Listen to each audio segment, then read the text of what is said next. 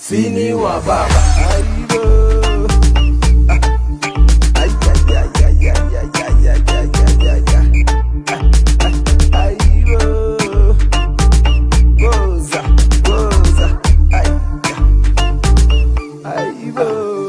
Baba, sini wa baba, baba, jeshi ya baba, baba, sini wa baba, baba, jeshi ya baba, baba,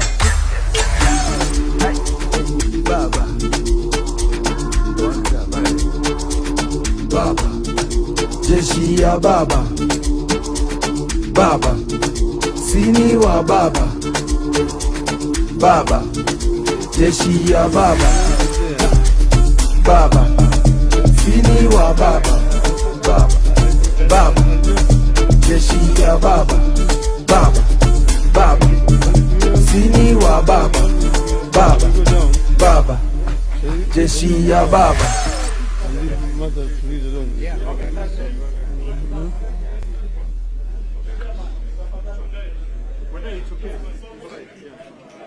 Hello? Hello? Hello? Azimio?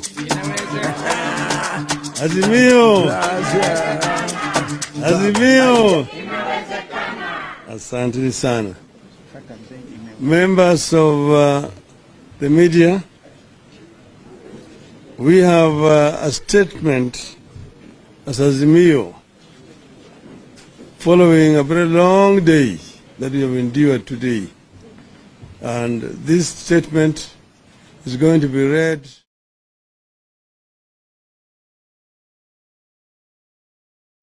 Martha Wangari Karua.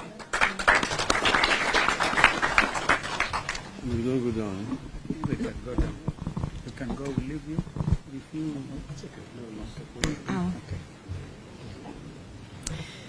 Yesterday, we made our final pronouncement regarding the protests that have taken place today.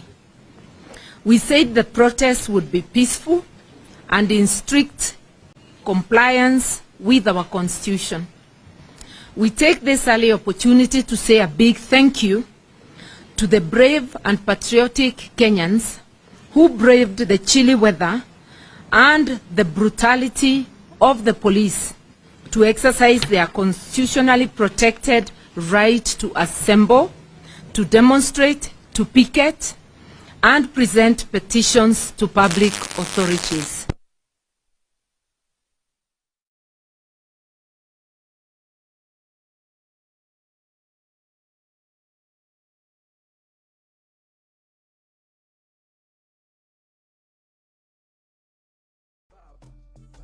Sini wa baba, baba, jeshi ya baba.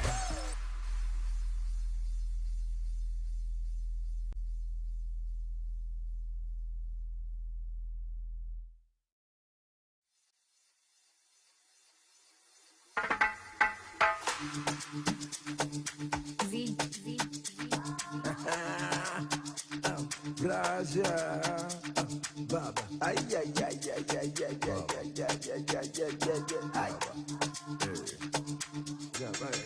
sini wa baba, baba, jeshi ya baba, baba, sini wa baba, baba, jeshi ya baba, baba, sini wa baba, baba, jeshi ya baba, baba, sini wa baba. Okay, we go on now. We begin. Yesterday we made our final pronouncement regarding the protests that have taken place today. We said the protests would be peaceful and in strict conformity with our Constitution. We take this early opportunity to say a big thank you to the brave and patriotic Kenyans who braved the chilly weather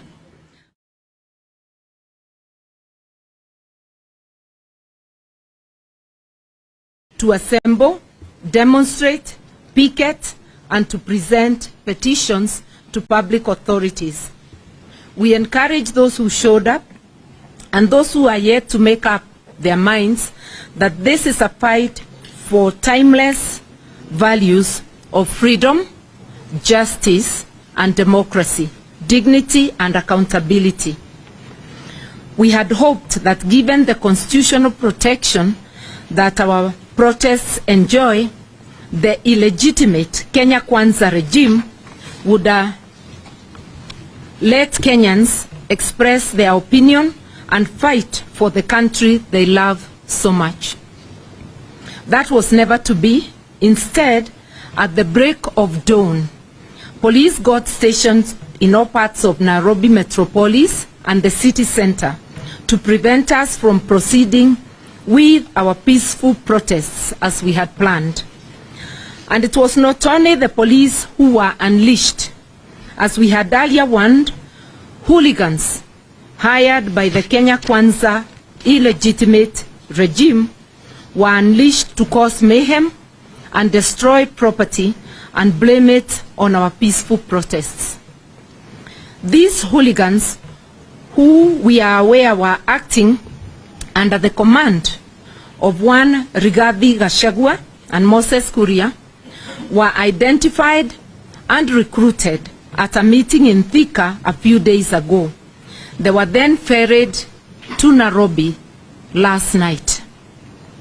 They have beaten up innocent citizens going about their normal activities, stoned motorists, and burnt vehicles in a vain attempt to make or to fulfill the prophecies of Kenya Kwanza, claiming that our demonstrations are not peaceful.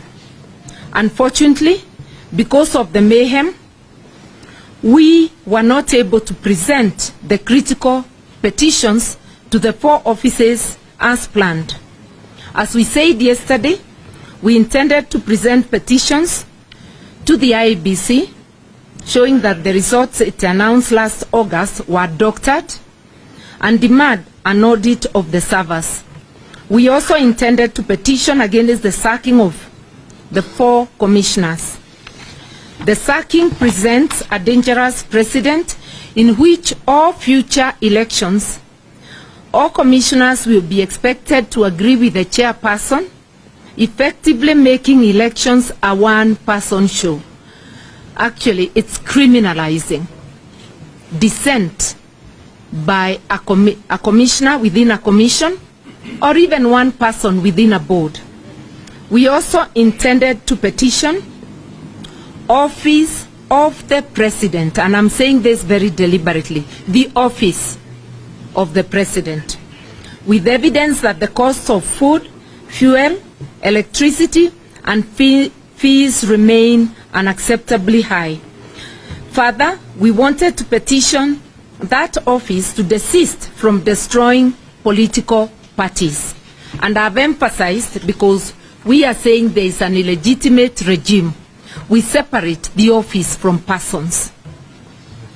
The 3rd office we were to visit is the National Treasury, where we wanted to petition for the immediate release of all funds owed to counties and for the timely payment of salaries to all civil servants. The 4th office we were to visit is the Public Service Commission, where we planned to demand that appointments to public offices be done purely on merit and inclusivity, not tribe, as is presently the case. We strongly feel that it is immoral and criminal in a country of close to 50 communities for appointments to go only to members of one community.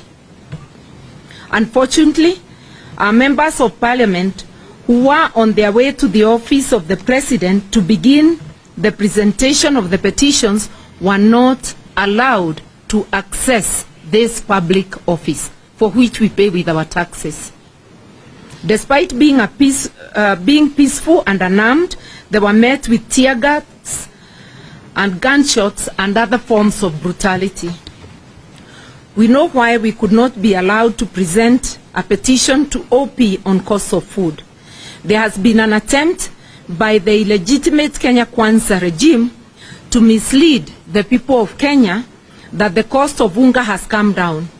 The truth is that it has not, and we wanted to prove it.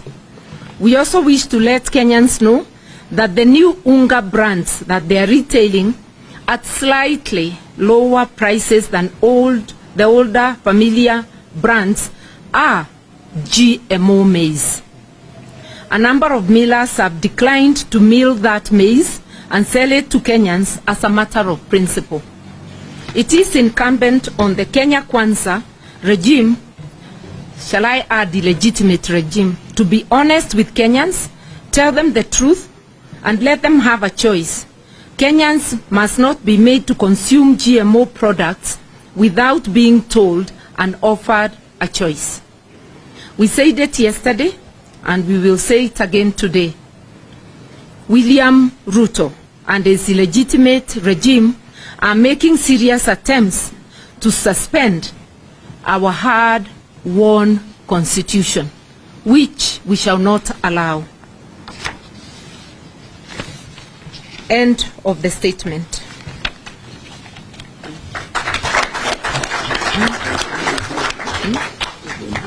Kioni probably was to add. But we have something to add, that the goons hired are principally from the Kikuyu community. And they are the same goons that had been hired to attack the Northlands farm, also to attack East Africa Spectre. And it is terrible to prey on unemployed and poverty-stricken members of the Kikuyu community. My colleagues from Mount Kenya, Mr. Kioni and Mwangi Wairia, we will make that statement. We can look at them. They can mention.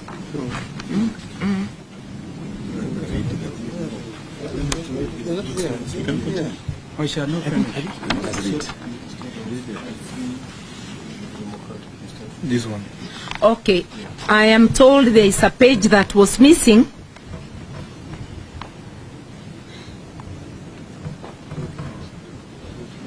Instead of the free and democratic nation that the 2010 Constitution sought to bequeath Kenyans, Ruto is trying to reinvent a police state of the 1980s and the Kenya Special Branch, plainclothes officers and terror machine. Last night, Azimio leaders, including Prime Minister and our leader, the Right Honorable Raila Odinga, and former Vice President, Honorable Kalonzo Musyoka, had their security withdrawn. This is significant. This is significant because those two offices are guaranteed security by an act of Parliament. It is not gratuitous. So this is illegal, and all members of Parliament from Azimio who actively support this cause had also their security withdrawn. This is suspending the Constitution illegally, engaging in intimidation and blackmail. They are also setting stage for assassinations promised by Moses Kuria on his social media and on his public pronouncement. There is a slow but steady attempt to introduce martial law in Kenya.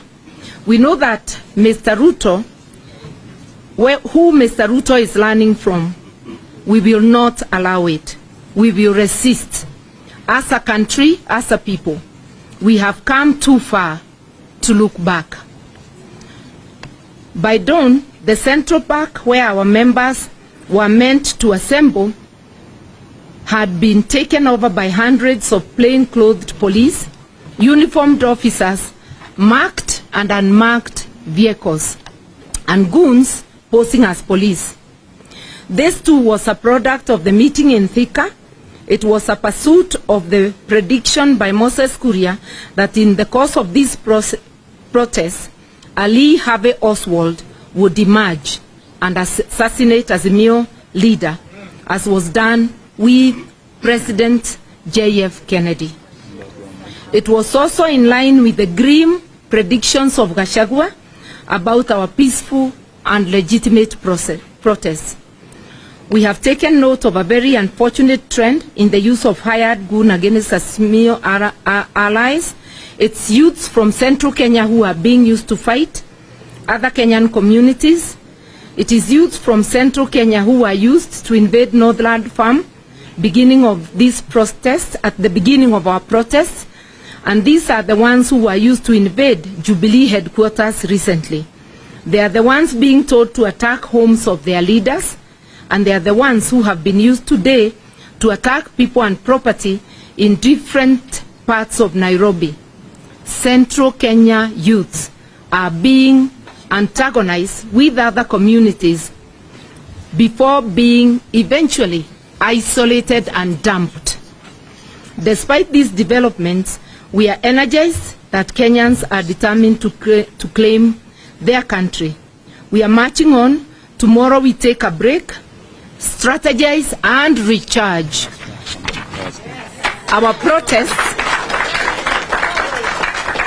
Our protests will resume on Thursday, the 4th of May.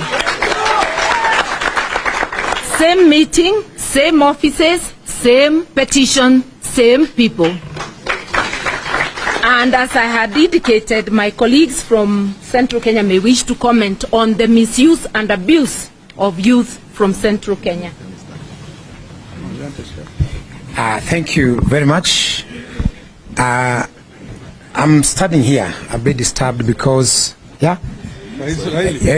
kwa Kiswahili nimesimama hapa nikiwa na masubuko kidogo, kwa sababu wakati tulipoenda kwa uchaguzi, tulienda kwa uchaguzi kama wa Kenya, tulipiga kula kama wa Kenya, na hakuna kula ambayo ilikuwa inaandikwa huyu ni Mjaluo amepiga kula, huyu ni Mkalenjin, ama huyu ni Mkikuyu, ama huyu ni Mkamba, na kula ikahesabiwa. Na baada ya kutangaza kula, hakuna kula ya Mjaluo ilitangazwa, ama ya Mkikuyu, ama ya kabila yoyote. Lakini mambo mageni imeibuka kule kwetu nyumbani. Kuna story ambayo imekuwa ikitumika kwa miaka. Kila wakati wa uchaguzi mambo ya ukabila inawekwa, kwa sababu watu wanajua kwamba wananchi wa kawaida ukiwaelezea mambo ya kabila nyingine ambayo hawaja kunywa chai pamoja, hata hawajuani, wataona kama wanyama. Kwa sababu wao wanakanga kwa nyumba, wanachuna majani chai na wanachuna kahawa. Ukiwaambia mambo ya Mkalenjin, umuonyeshe Mkalenjin ni mnyama, anafikiri Mkalenjin ni mnyama, hata ana pembe. Ukimwambia Mjaluo anakuanga na miguu mitatu, wao wanasema huyo Mjaluo anakuanga na miguu mitatu na kucha, kwa sababu wao wako nyumbani na wao ni waaminifu. Hiyo story ndio imetumika kwa miaka. Kuna wakati sisi na Wakalenjin hatukuwa tunaonana. Story ilikuwa imeundwa, ya kwanza ilikuwa imeundwa sisi na Wajaluo wakati wa Kenyatta wa kwanza. Hiyo ikakuja ikadidimia kidogo, ikaundwa nyingine sisi na Wakale. Hiyo ikapona kidogo. Hii yetu na Wajaluo ikaanza kupona kidogo kwa sababu ya Raila na Uhuru, na uchaguzi kafanyika. Mambo ya ethnicity sasa imerudi baada ya uchaguzi.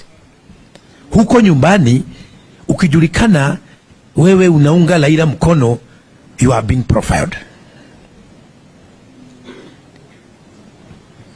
Haiwezi endelea namna hiyo. Ile story ambayo imeletwa siku hizi, sisi tukiuliza mambo ya gharama ya maisha, wao wanaongea kuhusu Raila. Na vile Raila ako Mjaluo. Sijui Raila kuwa Mjaluo na gharama ya maisha zinaingiliana aje. Kwa sababu Raila basi ageuzwe basi, wampeleke mahali kwa hospitali, sijui ni India ama ni wapi, basi wamgeuze hiyo kabila yake. Ama waseme basi Wajaluo wahamishwe Kenya kama Wajaluo sio watu. iko shida kubwa, kwa sababu ile mikutano ambayo inafanywa ni ya kuongea, ni ya kuleta uhasama kati ya Wakikuyu na Wajaluo. Uhasama kati ya Wakalenjin na Wakikuyu sasa imeisha kwa sababu walipiga kula pamoja. Na mimi ningependa kushukuru kabila hizi zingine zote. Huoni Mkalenjin ambaye anaingilia baba in a personal way. Huoni Mmasai ambaye anafanya hivyo. Na wale Wakalenjin, hata kama mimi si mkabila, rais wetu wa taifa, nimuite rais wa taifa, anatoka kwa Kalenjin. Lakini Wakikuyu kila wakiongea ni huyu mzee, kila wakiongea ni huyu mzee, ni hii kabila. Sasa Wakikuyu wao, viongozi wachache wa Wakikuyu, mnataka kabila zingine ziwekwe kwa magari na UN wawe pelekwe nje ya Kenya ama namna gani? Hiyo kitu mimi nataka kuambia hata rais wa taifa, hiyo ni kitu ambacho anastahili kukomesha, kwa sababu huo uhasama wa kikabila utaleta vita na umwagikaji wa damu nchini Kenya. Sisi kama Wakikuyu, sisi huwa Wajaluo, sisi huwa Wakalenjin, Wakamba, Wataita, kabila yoyote, sisi hufanya biashara na Wajaluo, Wakale, Mijikenda, kila mtu. Lakini ikifika ni wakati wa siasa, tunataka kutengwa kando. Wakikuyu wakitengwa na kabila hizo zingine 44, 45, ni nani ataumia? Ni Mkikuyu. Kwa hivyo mimi ningewaomba, wacha kuniguza. Mimi ningewaomba Wakikuyu, hii mjadala wa kikabila ambao tunaletewa ukome. Na kwangu ningependa kusema pole kwa makabila hizi zingine na hasa Wajaluo, kwa sababu huo uhasama hautatoka kwa Mkikuyu wa kawaida, unatoka kwa viongozi 3 4 ambao wanajua kwamba ili waweze kusikizwa na mwananchi wa kawaida lazima wa mention Raila na Mjaluo. Poleni, sisi hatufikiri namna hiyo.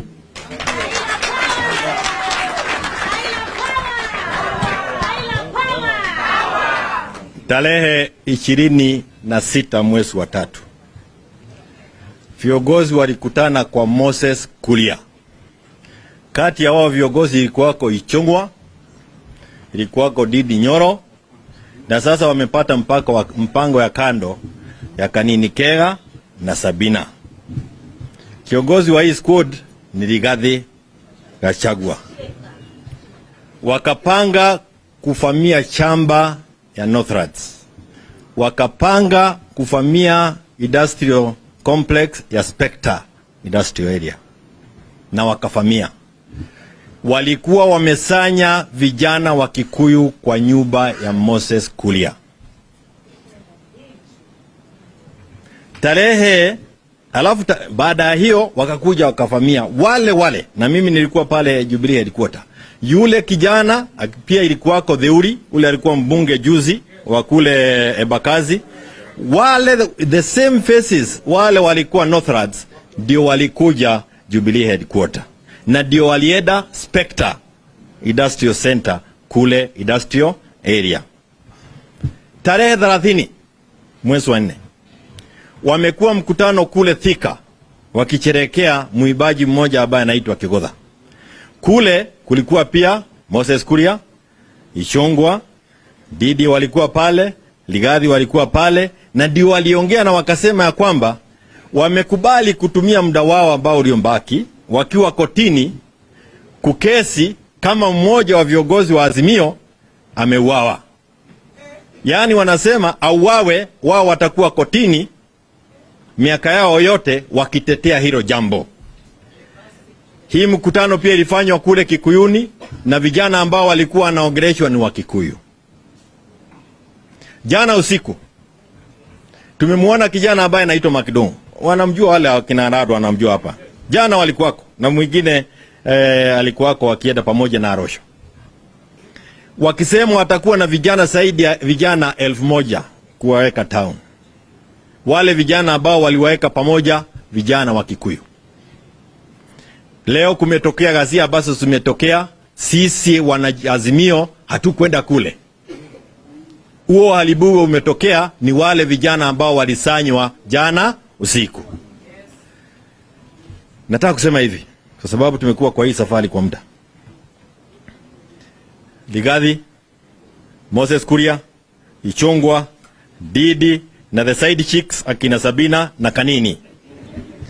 Wakenya wajue hawaongei kwa miamba ya Wakikuyu. Uhasama wanaongea mambo ya kumletea Raila shida, na waliufanya wakati wa campaign. Sio Wakikuyu, ni wao wenyewe wakiwa wanajitakia kuonekana kama ndio watu wa maana sana kule Chakahoro Annex.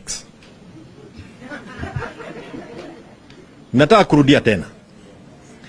Wakikuyu kutoka Mount Kenya wao wako na shida pia ya gharama ya maisha.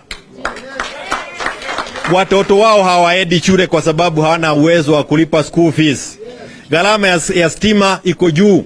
Wao pia wanataka kuona sava inasema nini. Kwa hivyo nyinyi wa Kenya mnapowaona wao 4 5 wakiongea, msiweke Wakikuyu pale. Sisi Wakikuyu tumekubali kuishi na jamii zingine zote Kenya hii kwa sababu wao ni wa Kenya kama sisi, na ndio tulisema na wakakataa. Sasa ndio wanajisemesha one man one vote one sharing. Sasa ndio wanasikia Gachagua akianza kusema kwa sababu anajua watu wa Mount Kenya wanaelewa hivyo ni kusema nini, kusema sisi wote ni sawa.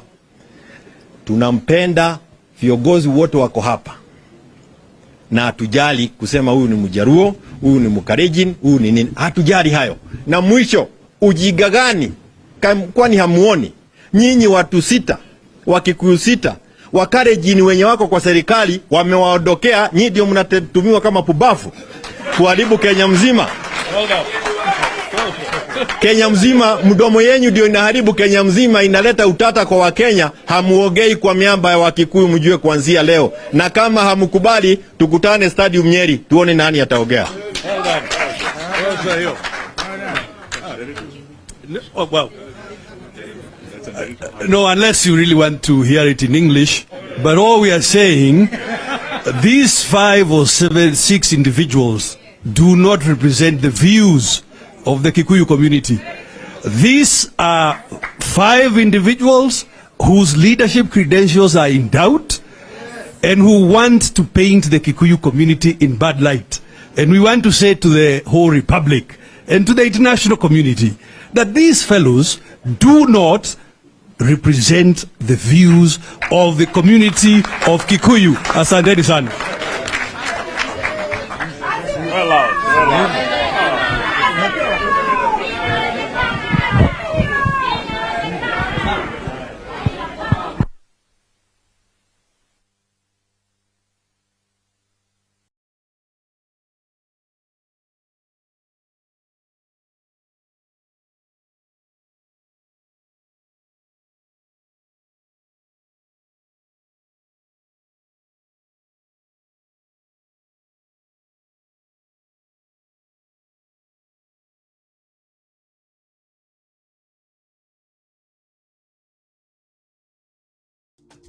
Jeshi ya baba, baba, sini wa baba, baba, jeshi ya baba, baba, sini wa baba, baba, baba, jeshi ya baba, baba, baba, sini wa baba, baba, baba, jeshi ya baba, baba, baba, sini wa baba.